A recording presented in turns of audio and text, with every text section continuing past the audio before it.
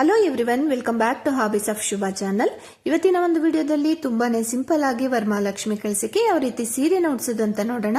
ಮೊದಲಿಗೆ ನಾನಿಲ್ಲಿ ಕಂಪ್ಲೀಟ್ ಆಗಿ ಸೀರೆನ ಓಪನ್ ಮಾಡ್ಕೊಂಡು ಸೀರೆಯ ತುದಿ ಇರುತ್ತಲ್ಲ ಅಲ್ಲಿಂದ ನಾನು ಇವಾಗ ನೆರಿಗೆಗಳನ್ನ ಮಾಡ್ಕೊಳ್ತಾ ಇದ್ದೀನಿ. ಅಂದ್ರೆ ನಾವು ಯೂಶಲಿ ಯಾವ ಕಡೆಯಿಂದ ಸೀರೆನ ಉಟ್ಕೊಳ್ತೀವಿ ನೋಡಿ, ಆ ಕಡೆಯಿಂದ ನಾನಿಲ್ಲಿ ನೆರಿಗೆಗಳನ್ನ ಮಾಡ್ಕೊಳ್ತಾ ಇರೋದು.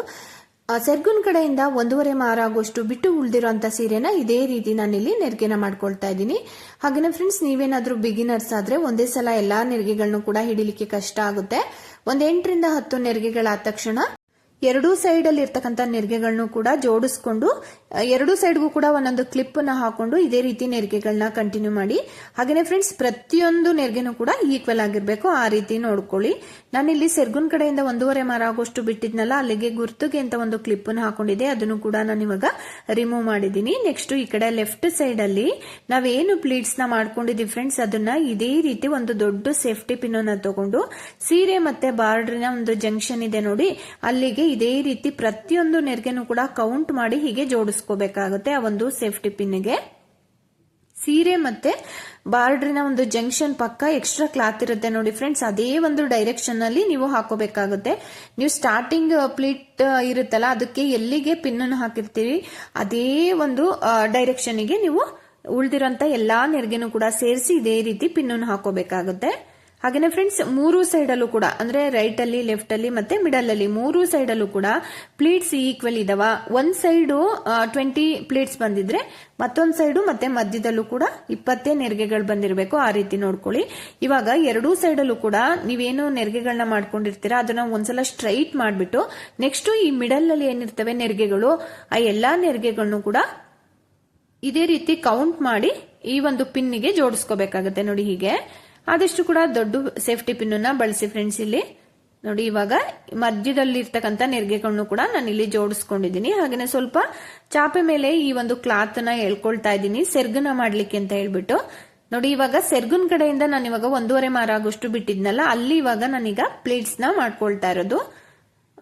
ಸ್ವಲ್ಪ ದೊಡ್ಡದಾಗೇನೆ ಮಾಡ್ಕೊಂಡಿದ್ದೀನಿ ಫ್ರೆಂಡ್ಸ್. ನಾನಿಲ್ಲಿ 6 ನೆರಿಗೆಗಳು ಬಂದಿದೆ ಅಷ್ಟೇನೆ. ನೋಡಿ, ಇವಾಗ 6 ನೆರಿಗೆಗಳನ್ನು ಕೂಡ ಜೋಡಿಸ್ಬಿಟ್ಟು ಅಲ್ಲೊಂದು ಸೇಫ್ಟಿ ಪಿನ್ ಅನ್ನು ಹಾಕೋಬೇಕಾಗುತ್ತೆ ಫ್ರೆಂಡ್ಸ್. ನಾವೇನಿಲ್ಲಿ 1.5 ಮಾರ ಆಗೋಷ್ಟು ಬಿಟ್ಟಿದೀವಲ್ವಾ, ಅದರಲ್ಲಿ 1/4 ಮಾರ ಆಗೋಷ್ಟು ಸೆರ್ಗನ್ನ ಇದೇ ರೀತಿ ರೆಡಿ ಮಾಡ್ಕೊಂಡು ಉಳಿದಿರುವಂತ ಕ್ಲಾತ್ ಅನ್ನ ಎಕ್ಸ್ಟ್ರಾ ಬಿಟ್ಕೊಂಡಿರಿ.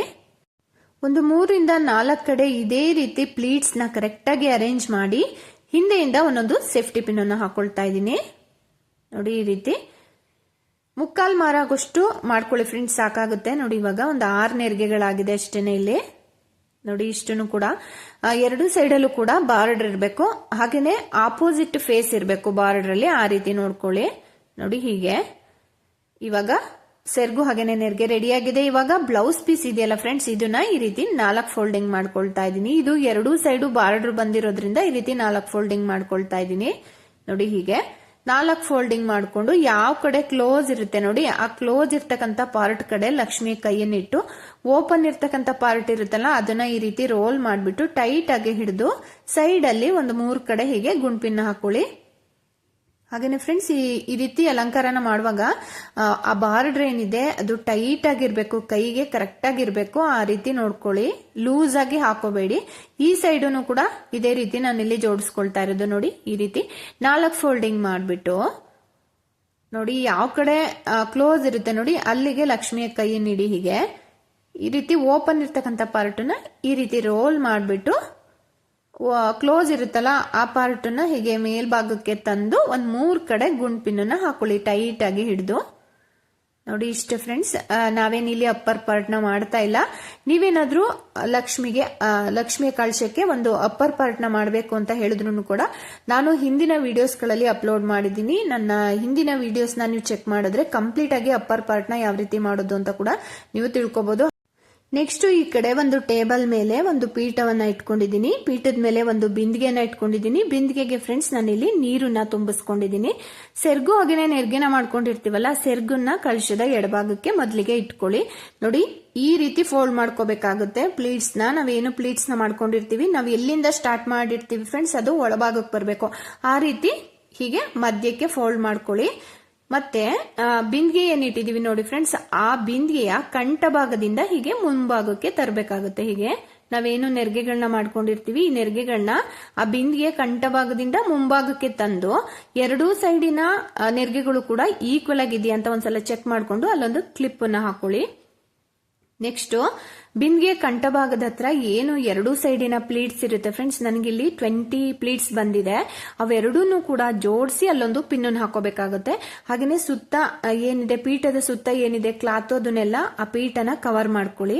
ನೋಡಿ ಇವಾಗ ಎರಡೂ ಸೈಡ್ ಅಲ್ಲಿ ಏನಿದೆ ಪ್ಲೀಟ್ಸ್ ಫ್ರೆಂಡ್ಸ್ ಅದನ್ನ ಕರೆಕ್ಟ್ ಆಗಿ ಕೌಂಟ್ ಮಾಡ್ಕೊಂಡು ಪ್ರತಿಯೊಂದು ನೆರಿಗೆನೂ ಕೂಡ ಕೌಂಟ್ ಮಾಡ್ಕೊಂಡು ಪಿನ್ನನ್ನ ಸೇರಿಸ್ಕೋಬೇಕಾಗುತ್ತೆ. ಹೀಗೆ ಒಂದೇ ಸಲ ಎಲ್ಲಾ ಪ್ಲೇಟ್ಸ್ ಅನ್ನು ಹಿಡಿದು ಪಿನ್ನನ್ನು ಹಾಕೋಬಹುದು. ಬಟ್ ಕೆಲವು ಟೈಮ್ ಏನಾಗುತ್ತೆ ನೆರಿಗೆಗಳು ಮಿಸ್ ಆಗುತ್ತೆ.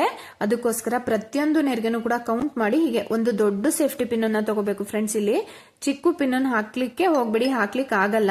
ನೋಡಿ ಎರಡೂ ಸೈಡ್ ಅಲ್ಲಿ ಇರ್ತಕ್ಕಂತ ನೆರಿಗೆಗಳನ್ನು ಕೂಡ ಜೋಡಿಸ್ಬಿಟ್ಟು ಆ ಕಂಠ ಭಾಗದ ಹತ್ರ ನಾವು ಪಿನ್ ಅನ್ನು ಹಾಕೋಬೇಕಾಗುತ್ತೆ. ನೋಡಿ ಹಾಕ್ಲಿಕ್ಕೆ ಆಗ್ಲಿಲ್ಲ ಅಂದ್ರೆ ಲೆಫ್ಟ್ ಸೈಡ್ ಅಲ್ಲಿ ಇರ್ತಕ್ಕಂಥ ಪ್ಲೀಟ್ಸ್ ಅನ್ನು ಹಾಕ್ಲಿಕ್ಕೆ ಆಗ್ಲಿಲ್ಲ ಅಂದ್ರೆ 10 ನೆರಿಗೆಗಳನ್ನ ಒಂದ್ಸಲ ಜೋಡಿಸ್ಕೊಳ್ಳಿ.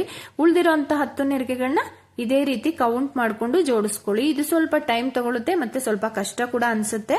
ನೋಡಿ ನಿಧಾನಕ್ಕೆ ನೀವು ಇದನ್ನ ಸೇರಿಸ್ಕೋಬೇಕಾಗುತ್ತೆ. ನೋಡಿ ಇವಾಗ ಕ್ಲಿಪ್ ನ ರಿಮೂವ್ ಮಾಡಿದೀನಿ ಮತ್ತೆ ಪಿನ್ಗಳನ್ನು ಕೂಡ ರಿಮೂವ್ ಮಾಡ್ಕೊಳ್ತಾ ಇದ್ದೀನಿ. ಹಾಗೇನೆ ಎಕ್ಸ್ಟ್ರಾ ಕ್ಲಾತ್ ಏನಿದೆ ಫ್ರೆಂಡ್ಸ್ ಅದರಿಂದ ಆ ಪೀಠನ ಕವರ್ ಮಾಡ್ಕೊಳ್ತಾ ಇದ್ದೀನಿ. ಹಾಗೇನೆ ಮಧ್ಯಭಾಗದಲ್ಲಿ ಇರ್ತಕ್ಕಂಥ ಪ್ಲೀಟ್ಸ್ ಏನಿದೆ ಫ್ರೆಂಡ್ಸ್ ಅದನ್ನ ನಾನು ಪೀಠದ ಸುತ್ತನೂ ಕೂಡ ಸ್ಪ್ರೆಡ್ ಮಾಡ್ತಾ ಇಲ್ಲ, ಜಸ್ಟ್ ಅಲ್ಲೇನೆ ಹಾಗೇನೆ ಕರೆಕ್ಟ್ ಆಗಿ ಎಲ್ಲ ಪ್ಲೀಟ್ಸ್ ಗಳನ್ನು ಕೂಡ ಜಸ್ಟ್ ಹೈಡ್ ಆಗದೆ ಇರೋ ತರ ಹೀಗೆ ಅರೇಂಜ್ ಮಾಡ್ಕೊಂಡಿದೀನಿ. ಮುಂಭಾಗದಲ್ಲಿ ಮಾತ್ರ ಪ್ಲೀಟ್ಸ್ ಗಳು ಕಾಣಿಸ್ತಿರ್ಬೇಕು. ಈ ಒಂದು ಅಲಂಕಾರಕ್ಕೆ ನೆರಿಗೆಗಳು ಈ ರೀತಿ ಇದ್ರೇನೆ ಚಂದ. ಅದಕ್ಕೋಸ್ಕರ ಮಧ್ಯಭಾಗಕ್ಕೆ ನೆರಿಗೆಗಳು ಬಂದಿರಬೇಕು. ಆ ರೀತಿ ನಾನು ಇಲ್ಲಿ ಜೋಡಿಸ್ಕೊಂಡಿದ್ದೀನಿ ಅಷ್ಟೇನೆ. ನೋಡಿ ಈ ರೀತಿ ಜೋಡಿಸ್ಕೊಂಡಿದ್ದೀನಿ.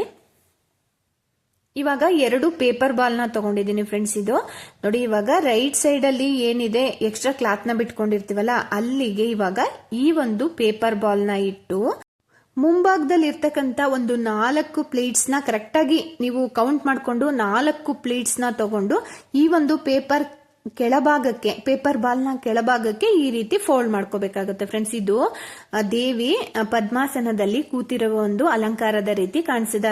ಅದಕ್ಕೋಸ್ಕರ ನಾನು ಇಲ್ಲಿ ಈ ರೀತಿ ಮಾಡ್ಕೊಂಡಿರೋದು. ನೋಡಿ ಹೀಗೆ. ಹಾಗೇನೆ ನಾವೇನು 4 ಪ್ಲೇಟ್ಸ್ ನ ತಗೊಂಡಿರ್ತೀವಿ ಫ್ರೆಂಡ್ಸ್ ಅದು ಆ ಪೇಪರ್ ಬಾಲ್ ಮೇಲೆ ಕರೆಕ್ಟ್ ಆಗಿ ಅರೇಂಜ್ ಆಗಿರ್ಬೇಕು. ಆ ರೀತಿ ನೋಡ್ಕೊಳ್ಳಿ. ಹಾಗೇನೆ ಹಿಂದೆ ಇರ್ತಕ್ಕಂಥ ಕ್ಲಾತ್ ನ ಹಿಂದಕ್ಕೆ ಸರಿಸ್ಬಿಡಿ ಫ್ರೆಂಡ್ಸ್. ಅದು ಮುಂದೆ ಕಾಣಿಸಬಾರ್ದು, ಚೆನ್ನಾಗಿ ಕಾಣಿಸಲ್ಲ, ಆಕ್ವರ್ಡ್ ಆಗಿ ಕಾಣಿಸುತ್ತೆ. ನೋಡಿ ಈ ಕಡೆನೂ ಅಷ್ಟೇನೆ ಲೆಫ್ಟ್ ಸೈಡ್ ಅಲ್ಲಿ ಇರ್ತಕ್ಕಂತಹ ಕ್ಲಾತ್ ಎಕ್ಸ್ಟ್ರಾ ಕ್ಲಾತ್ ಅನ್ನ ಬಿಟ್ಕೊಂಡಿರ್ತೀವಲ್ಲ ಅಲ್ಲಿಗೆ ಪೇಪರ್ ಬಾಲ್ ನ ಇಟ್ಟು ಈ ಕಡೆನೂ ಕೂಡ ಅಷ್ಟೇನೆ ನೋಡಿ ಎಕ್ಸ್ಟ್ರಾ ಕ್ಲಾತ್ ಇರುತ್ತೆ ನೋಡಿ ಅದನ್ನ ಈ ರೀತಿ ಪೇಪರ್ ಬಾಲ್ ಅಡಿನಲ್ಲಿ ಹಾಕ್ಬೇಕಾಗುತ್ತೆ. ಜೊತೆಗೆ ಮುಂಭಾಗದಲ್ಲಿ ಇರ್ತಕ್ಕಂಥ 4 ಪ್ಲೇಟ್ಸ್ ನ ತಗೊಂಡು ಹೀಗೆ ಆ ಒಂದು ಪೇಪರ್ ಬಾಲ್ ನ ಕವರ್ ಮಾಡಬೇಕಾಗುತ್ತೆ. ಈ ರೀತಿ ಕವರ್ ಮಾಡಿದಾದ್ಮೇಲೆ ನಾವೇನು 4 ಪ್ಲೇಟ್ಸ್ ನ ಪೇಪರ್ ಬಾಲ್ ಮೇಲೆ ಹಾಕಿರ್ತೀವಿ ಆ 4 ಪ್ಲೇಟ್ಸ್ ನ ನೀಟಾಗಿ ಅದ್ರ ಮೇಲೆ ಅರೇಂಜ್ ಮಾಡ್ಕೊಳ್ಳಿ. ಮತ್ತೆ ಮುಂಭಾಗದಲ್ಲಿ ಇರ್ತಕ್ಕಂಥ ಪ್ಲೇಟ್ಸ್ ಕೂಡ ಅಷ್ಟೇನೆ ನೀಟಾಗಿ ನೀವು ಅರೇಂಜ್ ಮಾಡ್ಕೋಬೇಕಾಗುತ್ತೆ. ನೋಡಿ ಹೀಗೆ. ನೋಡಿ ಆ ಒಂದು ಪೇಪರ್ ಬಾಲ್ ಮೇಲೆ ಹಾಕಿರ್ತಕ್ಕಂಥ ಪ್ಲೇಟ್ಸ್ ನ ನೀಟಾಗಿ ಅರೇಂಜ್ ಮಾಡ್ಕೊಂಡಿದೀನಿ.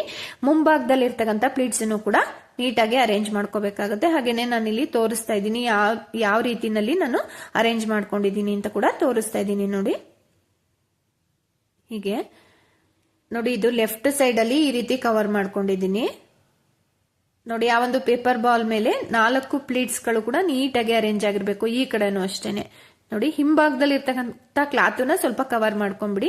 ನೋಡಿ ಈ ರೀತಿ ಕಾಣಿಸ್ತಾ ಇದೆ. ಇವಾಗ ಲಕ್ಷ್ಮಿಯ ಕಳಶಕ್ಕೆ ಕಾಲ್ಗಳನ್ನ ಜೋಡಿಸಿದ್ರು ಕೂಡ ಇಷ್ಟು ಅಂದವಾಗಿ ಕಾಣಿಸಲ್ಲ, ಅಷ್ಟು ಚೆನ್ನಾಗಿ ಕಾಣಿಸುತ್ತೆ ಈ ಒಂದು ಅಲಂಕಾರ. ನೋಡಿ ಇವಾಗ ಕಳಶದ ಚೊಂಬನ್ನ ಮೇಲ್ಭಾಗಕ್ಕೆ ಇಟ್ಕೊಳ್ತಾ ಇದ್ದೀನಿ. ಅದಕ್ಕೆ ಒಂದು ಗಟ್ಟಿಯಾಗಿ ಸ್ಟಿಕ್ ನ ಕಟ್ಕೊಂಡಿದ್ದೀನಿ. ಅದಕ್ಕೂ ಕೂಡ ನೀರನ್ನ ತುಂಬಿಸ್ಕೊಂಡಿದ್ದೀನಿ ಫ್ರೆಂಡ್ಸ್ ನಾನಿಲ್ಲಿ. ನೆಕ್ಸ್ಟ್ ನಾವೇನು ಬ್ಲೌಸ್ ಪೀಸ್ ನ ಅಲಂಕಾರವನ್ನ ಮಾಡ್ಕೊಂಡಿರ್ತೀವಿ ಅದನ್ನ ಈ ರೀತಿ ಹಿಂಭಾಗದಿಂದ ಮುಂಭಾಗಕ್ಕೆ ಕೈಗಳನ್ನ ತಂದು ಹಾಗೇನೆ ಫ್ರೆಂಡ್ಸ್ ಆ ಕೈಗಳು ಸ್ಟಿಕ್ ಮೇಲೆ ನಿಲ್ಲಲ್ಲ. ಅದಕ್ಕೋಸ್ಕರ ಕ್ಲಾತ್ ಇರುತ್ತಲ್ಲ ಬ್ಲೌಸ್ ಪೀಸ್ ಕ್ಲಾತ್ ಮತ್ತೆ ಲಕ್ಷ್ಮಿಯ ಕೈ ಅವೆರಡನ್ನೂ ಕೂಡ ಸೇರಿಸಿ ಹಿಂದೆಯಿಂದ ಒಂದೊಂದು ಸೇಫ್ಟಿ ಪಿನ್ ಅನ್ನು ಹಾಕೊಂಡು ಗಟ್ಟಿಯಾಗಿ ನೀವು ಕೈಗಳನ್ನ ಕೂರಿಸ್ಕೋಬೇಕಾಗುತ್ತೆ. ಹಿಂದೆಯಿಂದ 1 ಅಥವಾ 2 ಸೇಫ್ಟಿ ಪಿನ್ ಅನ್ನ ಹಾಕೋದ್ರೂ ಪರವಾಗಿಲ್ಲ, ಕೈಗಳನ್ನ ನೀಟಾಗಿ ನೀವು ಕೂರಿಸ್ಕೋಬೇಕಾಗುತ್ತೆ. ಹಾಗೇನೆ ಮುಂಭಾಗದಲ್ಲಿ ಇರ್ತಕ್ಕಂಥ ಎಕ್ಸ್ಟ್ರಾ ಕ್ಲಾತ್ ಏನಿರುತ್ತೆ ಅದರಿಂದ ಕಳಶದ ಚೊಂಬನ್ನ ಕವರ್ ಮಾಡಿಬಿಟ್ಟು ಹಿಂದೆಯಿಂದ ಒಂದು ಪಿನ್ ಅನ್ನು ಹಾಕೊಂಡಿದ್ದೀನಿ. ನೋಡಿ ಇವಾಗ ಈ ರೀತಿ ಕಾಣಿಸ್ತಾ ಇದೆ. ನೆಕ್ಸ್ಟ್ ಸೆರ್ಗನ್ನ ಹಾಕೊಳ್ಳೋಣ. ನೋಡಿ ಸೆರ್ಗನ್ನ ಯಾವ ರೀತಿ ಬೇಕಿದ್ರು ಕೂಡ ಹಾಕೋಬಹುದು ನೀವು. ನೋಡಿ ಈ ರೀತಿ ವಿ ಶೇಪ್ ಅಲ್ಲಿ ಕೂಡ ಹಾಕೋಬಹುದು. ನೋಡಿ ಈ ರೀತಿ ಬಲಭಾಗದ ಭುಜದ ಮೇಲೆ ಹಾಕಿ ಮತ್ತೆ ಎಡಭಾಗದ ಭುಜದ ಮೇಲೆ ಹಾಕಿ ವಿ ಶೇಪ್ ಅಲ್ಲಿ ಹೀಗೆ ಟ್ವಿಸ್ಟ್ ಮಾಡ್ಕೊಂಡು ಮಧ್ಯಕ್ಕೆ ಒಂದು ದಾರವನ್ನ ಕಟ್ಕೊಂಡ್ರೆ ಈ ಒಂದು ಅಲಂಕಾರ ಕೂಡ ತುಂಬಾನೇ ಚೆನ್ನಾಗಿರುತ್ತೆ ಫ್ರೆಂಡ್ಸ್. ಈ ಒಂದು ಅಲಂಕಾರ ಮಾಡೋದಾದ್ರೆ ನೀವು ಸೆರ್ಗನ್ನ ಒಂದ್ ಮಾರ ಆಗುವಷ್ಟು ಬಿಟ್ಕೊಳ್ಳಿ ಸಾಕು. ಅಥವಾ ಈ ರೀತಿ ಮಾಮೂಲಿ ನಾವ್ ಯಾವ ತರ ಸೆರ್ಗನ್ನ ಹಾಕೊಳ್ತೀವಿ ಯೂಶಲಿ ಆ ರೀತಿ ಮಾಡ್ಕೊಳ್ಳೋದಾದ್ರೆ ನೀವು ಮಾತ್ರ 1.5 ಮಾರ ಆಗುವಷ್ಟು ಬಿಟ್ಕೋಬೇಕಾಗತ್ತೆ. ನೋಡಿ ಇವಾಗ ನಾನು ಈ ರೀತಿ ಅಲಂಕಾರವನ್ನ ಮಾಡ್ಕೊಳ್ತಾ ಇದ್ದೀನಿ. ಹೀಗೆ ಸೆರ್ಗನ್ನ ಎಡಭಾಗದ ಭುಜದ ಮೇಲೆ ಹಾಕಿ ನೆಕ್ಸ್ಟ್ ಬಲಭಾಗದ ಭುಜದ ಮೇಲೆ ತಂದು ನೋಡಿ ಸೆರ್ಗನ್ ಲೆಂತ್ ಯಾವ ಒಂದು ಲೆಂತ್ ಬೇಕು ಅನ್ನೋದನ್ನ ನೀವು ಅಡ್ಜಸ್ಟ್ ಮಾಡ್ಕೊಳ್ಳಿ. ನಿಮ್ಗೆ ಯಾವ ತರ ಹಾಕಿದ್ರೆ ಚೆನ್ನಾಗಿ ಕಾಣಿಸುತ್ತೆ ಅಂತ ಅನ್ಸುತ್ತೆ ಆ ರೀತಿ ನೀವು ಹಾಕೋಬಹುದು. ಹಾಗೇನೆ ಲೆಫ್ಟ್ ಸೈಡ್ ಅಲ್ಲಿ ಏನು ಹಾಕಿದೀನಿ ಫ್ರೆಂಡ್ಸ್ ಅದರಲ್ಲಿ ಇರ್ತಕ್ಕಂಥ ಪ್ಲೀಟ್ಸ್ ಅನ್ನ ಸ್ವಲ್ಪ ಸ್ಪ್ರೆಡ್ ಮಾಡ್ಕೊಂಡಿದ್ದೀನಿ. ನೋಡಿ ಇವಾಗ ಮುಂಭಾಗಕ್ಕೆ ಈ ರೀತಿ ಹಾಕೊಳ್ತಾ ಇದ್ದೀನಿ. ಹೀಗೆ ಹಾಕೊಂಡು ಮಧ್ಯಭಾಗಕ್ಕೆ ನಾವಿವಾಗ ಒಂದು ದಾರವನ್ನ ಕಟ್ಕೋಬೇಕಾಗುತ್ತೆ. ನೋಡಿ ದಾರವನ್ನ ಕಟ್ಟುವಾಗ ಸ್ವಲ್ಪ ಹುಷಾರಾಗಿ ಕಟ್ಟಿ ಫ್ರೆಂಡ್ಸ್. ಮೇಲ್ಭಾಗದಲ್ಲಿ ಕಳಶ ಚೊಂಬು ಇಟ್ಕೊಂಡಿರೋದ್ರಿಂದ ಅದು ಅಲ್ಗಾಡ್ತಾ ಇರುತ್ತೆ. ಅದಕ್ಕೋಸ್ಕರ ನಿಧಾನವಾಗಿ ನೀವು ಟೈಟ್ ಆಗಿ ದಾರವನ್ನ ಕಟ್ಕೊಳ್ಳಿ. ನೋಡಿ ಇವಾಗ ಇದಿಷ್ಟು ಆಗಿದೆ, ಈ ರೀತಿ ಕಾಣಿಸ್ತಾ ಇದೆ. ಇವಾಗ ನೆಕ್ಸ್ಟ್ ಇವಾಗ ಡಾಬುನು ಕೂಡ ಸೇರಿಸ್ಕೊಳ್ಳೋಣ. ನೋಡಿ ಡಾಬುನು ಕೂಡ ಸೇರಿಸುವಾಗ್ಲೂ ಅಷ್ಟೇನೆ ತುಂಬಾ ಹುಷಾರಾಗಿ ನೀವು ಡಾಬುನು ಕೂಡ ಸೇರಿಸ್ಕೋಬೇಕಾಗತ್ತೆ. ಎರಡೂ ಸೈಡ್ ಅಲ್ಲಿ ಕೈ ಇರುತ್ತಲ್ಲ ಆ ಕೈಯಿನ ಪಕ್ಕದಲ್ಲಿ ಅಂದ್ರೆ ಒಳಭಾಗದಲ್ಲಿ ತಂದು ಹೀಗೆ ಗಟ್ಟಿಯಾಗಿ ಕಟ್ಕೊಳ್ಳಿ. ನೆಕ್ಸ್ಟ್ ನಿಮ್ಮಲ್ಲಿ ಲಭ್ಯ ಇರ್ತಕ್ಕಂಥ ಅಲಂಕಾರಿಕ ವಸ್ತುಗಳಿಂದ ನೀವು ಲಕ್ಷ್ಮಿಯನ್ನ ಅಲಂಕರಿಸಬಹುದು. ಹಾಗೇನೆ ಫ್ರೆಂಡ್ಸ್ ನಮ್ಮ ಈ ಒಂದು ಚಾನಲ್ ನಲ್ಲಿ variety of Varamahalakshmi sari dropping videos ಇದೆ, ನೋಡಿ ನಿಮ್ಮ ಫ್ರೆಂಡ್ಸ್ ರಿಲೇಟಿವ್ಸ್ ಜೊತೆ ಶೇರ್ ಮಾಡ್ಕೊಳ್ಳಿ. ಹಾಗೇನೆ ನಮ್ಮ ಈ ಒಂದು ಚಾನೆಲ್ ನ ಸಬ್ಸ್ಕ್ರೈಬ್ ಮಾಡ್ಕೊಳ್ಳಿ. ಬೆಲ್ ಐಕಾನ್ ನ ಟಚ್ ಮಾಡಿ ಆಲ್ ಅನ್ನೋ ಆಪ್ಷನ್ ನ ಕ್ಲಿಕ್ ಮಾಡಿದ್ರೆ ನಾವು ಯಾವುದೇ ವಿಡಿಯೋಸ್ ನ ಅಪ್ಲೋಡ್ ಮಾಡಿದ್ರು ಕೂಡ ಫಸ್ಟ್ ನೋಟಿಫಿಕೇಶನ್ ನಿಮ್ಗೇನೆ ಬರುತ್ತೆ. ಹಾಗೇನೆ ಇವತ್ತಿನ ಈ ಒಂದು ವಿಡಿಯೋ ಕೂಡ ನಿಮ್ಮ ಫ್ರೆಂಡ್ಸ್ ರಿಲೇಟಿವ್ಸ್ ಜೊತೆ ಶೇರ್ ಮಾಡಿ. Thank you.